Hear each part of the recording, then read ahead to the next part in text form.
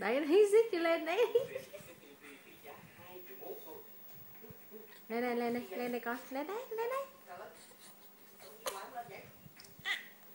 Đấy đấy đấy, dê dê dê dê. Ẩu ơi.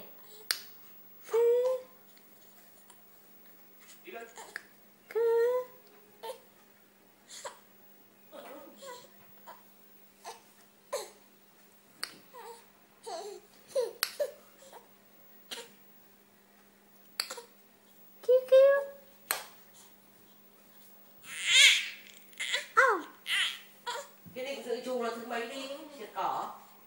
Thứ 7 chủ nhật con. Thế được nghỉ mấy hôm? Thứ 7 chủ nhật với thứ 2 thứ 3? 2, 3, 4